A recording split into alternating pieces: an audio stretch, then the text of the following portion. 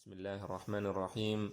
Alhamdulillahi rabbil alamin wassalatu wassalamu ala sayyidil mursalin wa imamil muttaqin Muhammad ibn Abdullahil amin wa ala alihi wa sahbihi ajma'in, amma ba'd. Tokoh kita pada saat ini adalah seseorang yang berasal dari satu rumah, yang berasal dari nasab yang sangat mulia dan dari rumah yang isinya adalah para tokoh besar dalam umat ini. Ayahnya bernama Zubair ibn al-Awwam. Az-Zubair ibn al-Awwam hawariyun Nabi sallallahu alaihi wasallam, seorang sahabat yang dijanjikan masuk surga, seorang sahabat Rasul sallallahu alaihi wasallam yang dicalonkan oleh Sayyidina Umar sebagai salah satu calon untuk menjadi khalifah. Az-Zubair ibn al-Awwam radhiyallahu anhu adalah orang yang setara dengan Sayyidina Ali bin Abi Thalib dalam kekuatan fisiknya, dalam kepahlawanannya. Adalah seorang prajurit khusus yang Rasulullah sallallahu alaihi wasallam utus dia. Rasulullah selalu mengutus mereka berdua, Ali bin Abi Thalib dan Zubair bin al-Awwam, untuk misi-misi yang sangat sulit. Begitu juga ibunya. Ibu dari tokoh kita ini adalah orang yang sangat besar, wanita yang sangat besar, Asma bintu Abi Bakar. Seseorang yang jujur, anaknya orang yang paling jujur, anaknya Abu Bakar As-Siddiq radhiyallahu anhu. Beliau berkorban pada saat Rasulullah sallallahu alaihi wasallam hijrah ke Madinah. Beliau berkorban, mengorbankan dirinya dan melawan orang-orang kafir jahiliyah. Padahal beliau adalah seorang wanita, berkorban untuk mengantarkan makanan kepada Nabi sallallahu alaihi wasallam sampai pipinya ditampar oleh Abu Jahal, oleh Abu Lahab, oleh Abu Jahal. Kemudian Az-Zubair bin Al-Awwam, ibunya adalah Safiyah bintu Abdul Muttalib. Safiyah adalah bibinya Rasulullah sallallahu alaihi wasallam. Dan dia adalah neneknya daripada tokoh kita saat ini. Jadi beliau adalah anak daripada bibi Nabi sallallahu alaihi wasallam. Kemudian saudaranya adalah Abdullah ibn Zubair, seorang khalifah yang pernah memimpin Makkah Al-Mukarramah.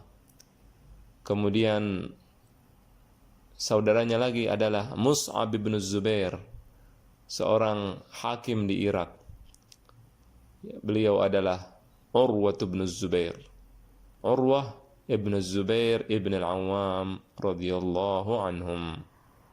Urwah ibn Zubair ibn al-Awwam adalah tokoh kita pada saat ini, seorang alim, seorang yang berilmu, yang sangat luas ilmunya, seorang yang sangat sabar sampai dijadikan sebagai contoh dalam kesabarannya.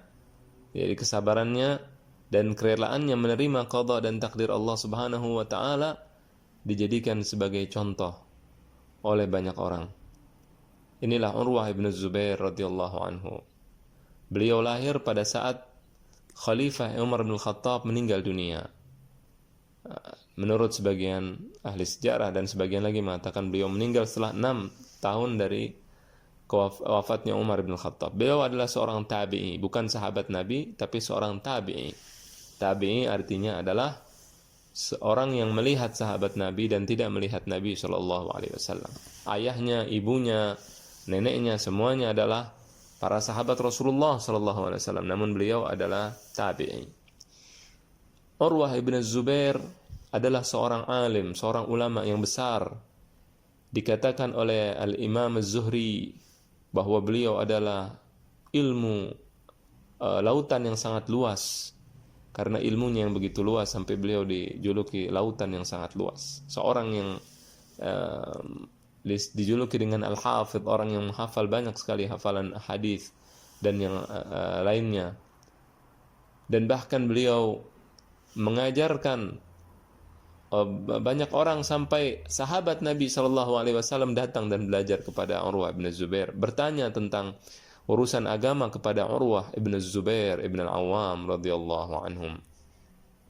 Saking tinggi ilmu beliau, alaihi ridwanullah, alaihi rahmatullah. pada suatu saat ketika beliau masih muda belia, Sayyidina Urwah berkumpul dengan saudara kandungnya Abdullah ibn Zubair, dan juga dengan saudara kandungnya yang lain yaitu Mus'ab ibn Zubair, dan juga dengan anaknya Khalifah Umar bin Khattab yaitu Abdullah ibn Umar ibn al-Khattab. Mereka ketika sedang berkumpul, kemudian salah seorang dari mereka mengatakan, hendaklah kalian bercita-cita, berangan-angan. Apa yang menjadi cita-cita kalian nanti ketika kalian sudah dewasa? Kemudian Abdullah bin Zubair bin Al-Awwam mengatakan, aku ingin menjadi khalifah. Aku ingin menjadi khalifah. Tujuannya adalah untuk menyebarkan keadilan. Maka kemudian Mus'ab ibn Zubair ditanya, apa yang menjadi cita-citamu? Maka beliau menjawab, aku bercita-cita, berangan-angan untuk menjadi pemimpin di daerah Irak. Kemudian aku menikahi Aisyah binti Talhah bin Ubaidillah, dan juga Sukainah bintul Husain ibnu Ali ibn Abi Talib. Aku ingin menikahi dua orang wanita yang sangat cantik pada saat itu, yaitu Aisyah bintu Talhah dan Sukainah bintu Al-Husain ibnu Ali bin Abi Talib, cucunya Rasul sallallahu alaihi wasallam. Kemudian ketika ditanya Urwah, ditanya, apa yang menjadi cita-citamu wahai Urwah? Maka beliau mengatakan, aku bercita-cita agar orang datang kepadaku untuk menuntut ilmu. Artinya beliau bercita-cita menjadi orang yang alim, orang yang menjadi seorang ulama. Maka kemudian pada saat mereka beranjak dewasa, Abdullah bin Zubair menjadi khalifah di Mekkah, menguasai Mekkah, Madinah, dan daerah sekitarnya. Kemudian Mus'ab pun menjadi hakim di Irak, kemudian menikahi Aisyah dan juga menikahi Sukainah. Tercapai apa yang ia cita-citakan.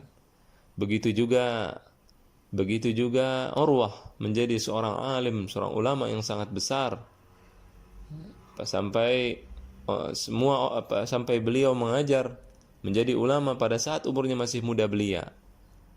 Ketika ada seseorang yang melihatnya anak muda mengajar di masjid, maka beliau heran, ada seseorang heran. Kemudian orang-orang mengatakan, jangan engkau heran. Sahabat Rasulullah sallallahu alaihi wasallam bertanya kepadanya, kepada anak tersebut, kepada orang tersebut, pada Urwah bin Zubair radhiyallahu anhum. Maka semua cita-cita dari tiga orang tersebut telah didapatkan. Adapun Abdullah bin Umar yang duduk bersama mereka ketika ditanya, apa cita-citamu, apa angan-anganmu? Maka jawabannya adalah, dia mengatakan, aku bercita-cita agar Allah mengampuni dosaku. Maka para ulama mengatakan,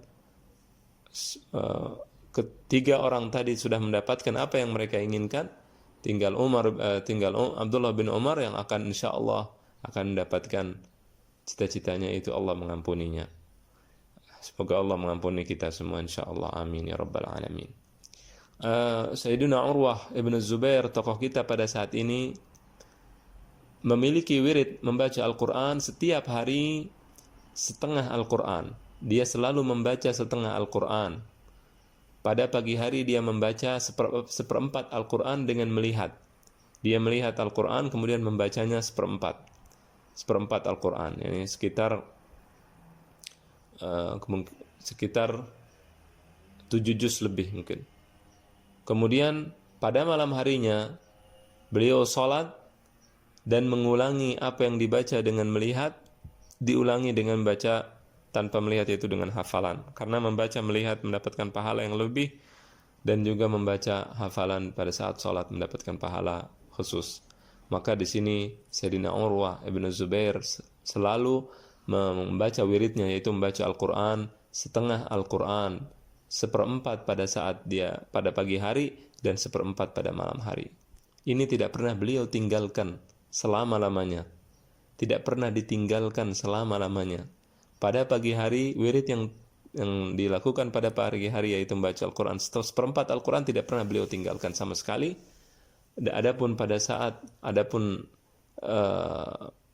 membaca Al-Quran seperempat pada malam hari saat salat pernah beliau tinggalkan satu kali. Ditinggalkan satu kali karena pada saat itu ia sedang sakit. Nah, sakit tersebut dia sakit di kakinya. Dokter mengatakan bahwa kakinya itu harus diamputasi, harus dipotong. Dan dia akan dibius. Namun Sayyidina Urwah tidak mau meminum obat biusnya. Pada saat itu obat bius diminum dan ada sedikit alkohol. Nah, dia tidak mau minum alkohol. Maka dokter mengatakan engkau harus dibius dan engkau harus minum alkohol. Dia mengatakan saya tidak perlu dibius, silahkan dipotong kaki saya tanpa alkohol. Maka kemudian beliau mengatakan saya akan sholat, ketika saya sholat baru potong kaki saya. Nah, pada saat itu mereka memotong dengan gergaji. Maka Sayyidina Urwah bin Zubair ketika sedang sholat, ketika beliau sholat, di tengah sholatnya dokter datang dan menggergaji kakinya. Dan beliau tenang, beliau membaca Al-Quran sampai akhirnya beliau pingsan radhiyallahu anhu rahimahullah. Jadi ketika khalifah yang sedang menjabat pada saat itu melihat kejadian tadi, maka dia mengatakan tidak ada orang yang lebih sabar daripada orang tersebut. Dia mampu menahan sakit yang begitu luar biasa. Dia mampu menahan sakit yang luar biasa karena tidak mau menyentuh alkohol. Padahal pada saat itu dia sedang dalam keadaan yang sangat sakit, dan dia perlu untuk meminum obat bius tersebut. Namun dia lebih mengutamakan untuk tidak minum. Dan akhirnya kakinya diamputasi dan dipotong dalam keadaan sadar tanpa dibius. Ya, kemudian pada saat yang sama juga setelah kakinya diamputasi, ya, dalam sebuah perjalanan anaknya meninggal dunia. Anaknya yang ia cintai meninggal dunia. Kemudian Urwah bin Zubair hanya mengatakan inna lillahi wa inna ilaihi raji'un. Beliau tidak marah kepada takdir Allah. Beliau tidak membenci takdir yang Allah turunkan. Beliau mengatakan, alhamdulillah, Allah subhanahu wa ta'ala memberikan aku 4 anggota tubuh. Kemudian mengambil 1 dari 4 tadi. 2 kaki dan 2 tangan, Allah hanya mengambil 1. Alhamdulillah. Kemudian aku memiliki 7 orang anak. Allah mengambil 1 dan Allah memberikan kepadaku atau menyisakan kepadaku 6 orang anak. Maka alhamdulillah, segala puji bagi Allah. Oleh karena itu beliau sangat dijuluki orang yang sangat sabar dan dijadikan contoh sebagai orang yang sangat sabar. Ya. Kalau kita mendengarkan cerita ini, bagaimana mungkin seseorang ketika digergaji kakinya, dipotong kakinya dalam keadaan sadar, bagaimana mungkin bisa dia mampu untuk menahan hal tersebut? Ini adalah kisah daripada wali-wali Allah subhanahu wa ta'ala, orang yang dekat dengan Allah subhanahu wa ta'ala. Kita jangan heran, jangan bingung, karena orang yang dekat dengan Allah subhanahu wa ta'ala, Allah memberikan kepada mereka karamah, Allah memberikan kemuliaan kepada mereka, Allah membantu mereka, Allah menolong mereka. Dan cobaan yang Allah berikan kepada mereka, kelihatannya sebagian orang akan menilai bahwa itu adalah ujian yang sangat berat. Namun bagi mereka turun dengan sangat ringan. Mereka mampu mendapatkan kesabaran karena pertolongan Allah subhanahu wa ta'ala. Ya, itulah yang membedakan antara orang yang beriman dengan orang yang tidak beriman. Orang yang beriman mendapatkan musibah, orang yang beriman mendapatkan berbagai macam yang dianggap oleh banyak orang sebagai penderitaan. Namun ketika penderitaan tadi sampai kepadanya, ketika musibah tadi turun kepadanya, dia tidak merasakan itu sebagai penderitaan, dia tidak merasakan itu sebagai musibah yang besar, karena dia menyerahkan semuanya kepada Allah subhanahu wa ta'ala, sehingga dia jalani semua kehidupannya dengan sangat tenang.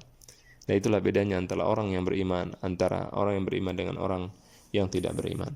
Nah, inilah kisah daripada Abdullah ibn Az-Zubair ibn Al-Awwam radhiyallahu anhu, seorang ulama, seorang ahli ibadah, seorang zahid, seorang yang wara, orang yang bertakwa, seorang tabi'i murid daripada atau anak daripada seorang yang dijamin masuk surga, anak daripada Abdullah Az-Zubair ibn Al-Awwam Al-Qurashi radhiyallahu anhum wa arda anhum. Mudah-mudahan apa yang kita dengarkan bermanfaat. Wassalamualaikum warahmatullahi wabarakatuh.